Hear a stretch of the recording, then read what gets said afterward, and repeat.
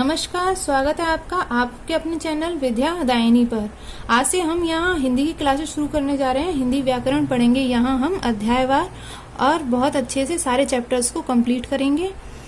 तो ये लेक्चर्स किन के लिए उपयोगी साबित हो सकते हैं? भी aspirants UP TET, C TET, super TET, RRB, KVS, DSSB, UPSI इन एग्जाम्स के लिए प्रिपरेशन कर रहे हैं, उनके लिए ये क्लासेस बहुत ज्यादा उपयोगी साबित होंगी। देखिए, यहाँ जो सारी कहानी है वो इन 3 स्टेप्स की है: एजुकेशन, प्रिपरेशन और सिलेक्शन। जब हम अपना सिलेक्शन चाहते हैं तो उससे पहले हमें इन 2 स्टेप्स को भी पार करना होता है। पहला स्टेप तो हम आसानी से पार कर लेते हैं, लेकिन ये जो बीच वाला है ना, ये सबकी हालत करता है बुरी। और इस समय पे जब आप प्रिपरेशन करते हैं और आपको समझ नहीं आता है कि क्या करना है, तो इतना कन्फ्यूजन और इतना फ्रस्ट्रेशन होता है। तो उसको मैं बहुत अच्छे से समझ सकती हूँ, क्योंकि यहाँ जो परेशानी होती है वो यहाँ तक हमको नहीं पहुँचने देती है। तो यहाँ पर एक सबसे ज़रूरी चीज़ जो है वो है गाइडेंस। यदि आपको सही मार्गदर्शन मिल जाता है कि आपको पढ़ना क्या है और आपको किस तरीके से तैयारी करनी है, तो यहाँ पहुँचना थोड़ा सा आसान हो जाता है। तो यहाँ पर हम अगर थोड़ा सा समझ जाते हैं कि हमें किस तरीके से तैयारी करनी है और किस तरीके से पढ़ाई करनी है, तो रास्ते हमारे आसान हो जाते हैं, जो कि समझते समझते हमें बहुत समय लग जाता है। इसके लिए यहाँ पर आपको पूरी तरीके से सजेशन दिए जाएंगे कि किस तरीके से आप प्रिपरेशन कर सकते हैं। UP TET, C TET, super TET, KVS और ये यूपीएसआई, डीएसएसबी का भी एग्जाम बहुत अच्छा गया था मेरा, लेकिन वो जो 16/17 ये जो एग्जाम था वो कैंसिल हो गया था। तो इनके लिए तो यदि आप प्रिपरेशन कर रहे हैं तो यहाँ से आपको बहुत अच्छी हेल्प मिल सकती है। तो आज के लेक्चर में हम क्या डिस्कस करेंगे? भाषा, लिपि और व्याकरण, इन तीनों में क्या अंतर है, इनके बारे में अच्छे से जान लेंगे। क्योंकि आप भाषा को पढ़ने जा रहे हैं तो आपको भाषा के बारे में जानकारी होनी चाहिए थोड़ी सी। तो आज का लेक्चर हम शुरू करते हैं माँ सरस्वती को प्रणाम करते हुए। सरस्वती नमस्तुभ्यं। ये बताइए कि आपने यदि किसी को इशारे से बुलाया तो क्या वह भाषा का प्रयोग किया? यदि आपको विचार विनिमय करना है, व्यापार करना है, शिक्षा ग्रहण करनी है, यदि आपको किसी विषय पर चर्चा करनी है, तो आप यह सांकेतिक भाषा के द्वारा नहीं कर सकते हैं।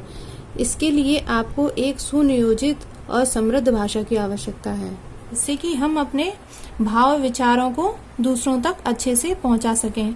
तो भाषा क्या है? बहुत ही सिंपल लैंग्वेज में आपको बता दें कि भाषा अपने भाव विचारों को दूसरों तक पहुंचाने के लिए और दूसरे के भाव विचारों को अपने तक पहुंचाने के लिए एक साधन होती है। इसको हम किस तरीके से कर सकते हैं? बोलकर, सुनकर, लिखकर, पढ़कर। इन तरीकों से हम अपने भाव विचार दूसरों तक पहुंचा सकते हैं और दूसरों के भाव विचारों को हम स्वयं ग्रहण कर सकते हैं। भाषा की विविधता, अनेक विकसित और अविकसित भाषाएं आपको देश और विदेश में देखने के लिए मिल जाएंगी।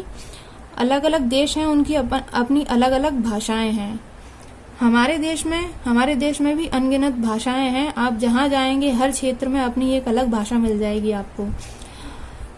22 भाषाओं को हमारे भारतीय संविधान की 8वीं अनुसूची में जगह दी हुई है। बात कर लेते हैं अपनी हिंदी भाषा की। इसका महत्व क्या है? भारत की प्रमुख भाषा है हिंदी। राजभाषा पद दिया गया है इसको 14 सितंबर 1949 को। अब इससे ये क्वेश्चन पूछ लिया जाता है कि हिंदी दिवस कब मनाया जाता है। ये क्षेत्र इसका बहुत विशाल है और भारतीय संविधान के अनुच्छेद 343 में इसको राजभाषा पद दिया गया है। ये भी इम्पोर्टेंट है, इसको ध्यान रखिएगा। ये अनुच्छेद कभी कभी पूछ लिया जाता है। भाषा का इतिहास जो है वैसे तो बहुत कम पूछा जाता है, लेकिन अगर क्वेश्चन आते हैं तो वो यहीं से आ जाते हैं कि हिंदी दिवस कब मनाया जाता है, किस अनुच्छेद में इसको रखा गया है, या जो 22 भाषाएं हैं उनको भारतीय संविधान की किस अनुसूची में रखा गया है। तो उसमें ऑप्शन दे देगा अनुसूचियों का, तो 8वीं अनुसूची में रखा गया है। नेक्स्ट हम बात करते हैं बोली, उपभाषा, भाषा। अब ये जो भाषा है एकदम से तो कहीं से आ नहीं गई, इसका भी एक अपना प्रारंभिक रूप है। जो इसका प्रारंभिक रूप है वो है बोली। बोली अगर किसी क्षेत्रीय भाषा को आप देखें तो वो उसका क्षेत्र बहुत सीमित होता है। छोटे से क्षेत्र में कोई क्षेत्रीय भाषा बोली जाती है तो उसको हम बोलते हैं बोली। अब इसके बाद में जब उसका रूप थोड़ा सा विस्तृत हो जाता है, जब उसका विस्तृत रूप में लोग प्रयोग करने लगते हैं तो वो हो जाती है उपभाषा। और जब उसका जो क्षेत्र है और ज़्यादा विस्तृत हो जाता है, व्यापक रूप हो जाता है, तो वो रूप ले लेगी आपका भाषा का। और इसमें जब साहित्य की रचनाएं होने लगती हैं, जब उच्च कोटि का साहित्य जिस भाषा में मिलने लगेगा वो भाषा का रूप ले लेगी। अब इसमें आपको देखिए, ये भाषा हिंदी है। बहुत सी भाषाएं ऐसी भी होती हैं कि उनमें आपको उच्च कोटि का साहित्य मिल जाएगा, लेकिन वो फिर भी किसी और दूसरी भाषा के अत्यधिक प्रभाव के कारण भाषा का रूप नहीं ले पाती है। जैसे हिंदी का देख लें तो इसकी दो उपभाषाएं अवधी और ब्रज। ब्रज और अवधि में आपको बहुत अच्छा साहित्य मिल जाएगा, लेकिन फिर भी हिंदी का इतना व्यापक जो स्तर है उसकी वजह से ये दोनों हिंदी की उपभाषाएं हैं, ब्रज और अवधि। भाषा के बाद लिपि। लिपि क्या है? भाषा को अक्षरों या वर्ण चिन्हों में लिखने की विधि। हमारी हिंदी की लिपि है देवनागरी, संस्कृत देवनागरी। क्योंकि संस्कृत ही हिंदी की जननी है, इसलिए दोनों की लिपि समान ही होनी चाहिए। वैज्ञानिक लिपि है ये आप ध्यान रखेंगे। क्यों? क्योंकि जितनी भी हमारी हिंदी में ध्वनियां हैं उन ज्यादातर ध्वनियों को हम जो है लिख सकते हैं, इसलिए इसको एक वैज्ञानिक लिपि भी कहा जाता है। तो आपको लिपि समझ में आ गया होगा कि क्या है। अक्षर या वर्ण, जैसे हमारी जो वर्णमाला है अ से लेके ज्ञ तक, ये हमारी लिपि है, वर्ण चिन्ह। मानक भाषा शिष्ट एवं सुशिक्षित जनों द्वारा व्यवहार में लाई जाने वाली लिपि या भाषा रूप। सारा देख लीजिए, अच्छे से समझ में आ जाएगा। खाए खाए, गए गए। अब यहाँ इन दोनों को देखिए, बात एक ही है लेकिन इनको लिखा अलग अलग तरीके से गया है। यहाँ पर भी बात एक ही है लेकिन लिखा अलग अलग तरीके से गया है। तो इसमें ये पुराने तरीके से जो लिखा जाता था वो है, और ये मानक है जो अभी लिखा जाता है। ये पुराना है और ये मानक है। जब इनमें से एक को चुनने की बारी आती है तो हम लोग कंफ्यूज हो जाते हैं, तो इसलिए जो मानक होगा हमें उसी को चुनना है। वर्ण में आप देख लीजिए, ख और ख पहले ऐसे लिखा जाता था, यहाँ से थोड़ा खुला छोड़ देते थे। ख अब इस तरीके से लिखा जाने लगा है। झ पहले ऐसे लिखा जाता था, झ अब इस तरीके से लिखा जाता है। भ पहले इस तरीके से लिखा जाता था, और भी जो मानक है वो ये है, इस तरीके से लिखा जाता है। मानक भाषा का प्रयोग कहाँ कहाँ होता है? दूरदर्शन, आकाशवाणी, पत्र पत्रिका, समाचार पत्र, सुशिक्षितों द्वारा। देखिए, इसीलिए बोला जाता है कि न्यूज़पेपर रीडिंग करिए, चाहे आप हिंदी व्याकरण की तैयारी कर रहे हैं या अंग्रेजी व्याकरण की तैयारी कर रहे हैं। इसीलिए आपको न्यूज़पेपर पढ़ने की सलाह दी जाती है, क्योंकि जितने भी परीक्षा होती हैं वो स्टैंडर्ड लैंग्वेज को ही फॉलो करती हैं। मानक भाषा से ही प्रश्न रखे जाते हैं। भाषा, यहाँ मैंने कुछ भाषा और लिपि उनकी दी हुई है। अंग्रेजी की लिपि है रोमन, उर्दू की फारसी, पंजाबी की गुरमुखी। इसमें से भी क्वेश्चन पूछ लिए जाते हैं, आप ध्यान रखेंगे इसको।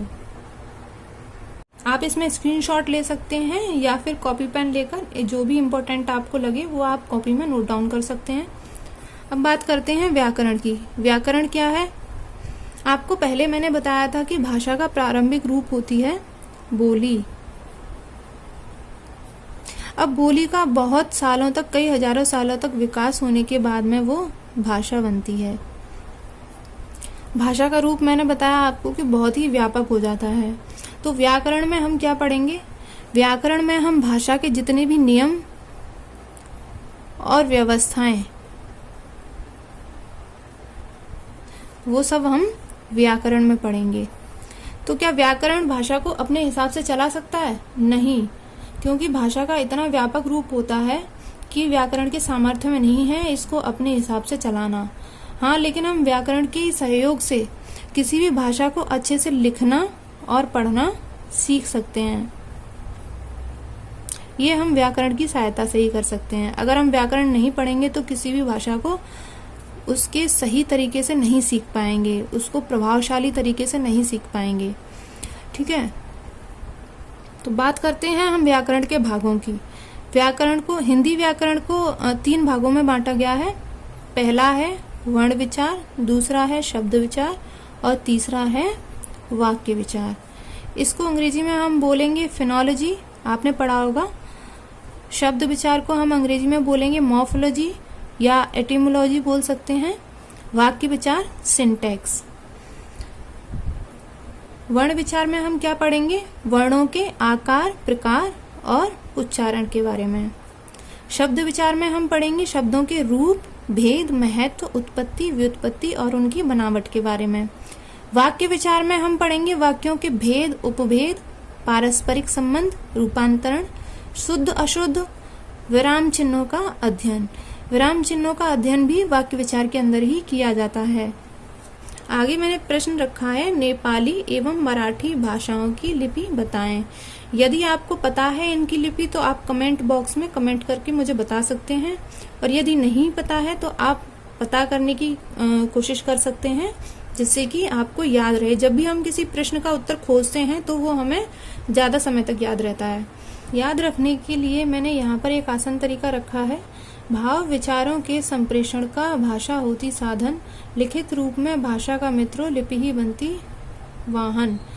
भाव विचारों के संप्रेषण का भाषा साधन होती है और लिपि भाषा का वाहन होती है, क्योंकि हम बिना लिपि की सहायता से किसी भी भाषा को लिखित रूप में संरक्षित नहीं रख सकते हैं। जितना भी ज्ञान विज्ञान, जितना भी साहित्य है वह लिपि के रूप में लिखकर संरक्षित रखा जाता है।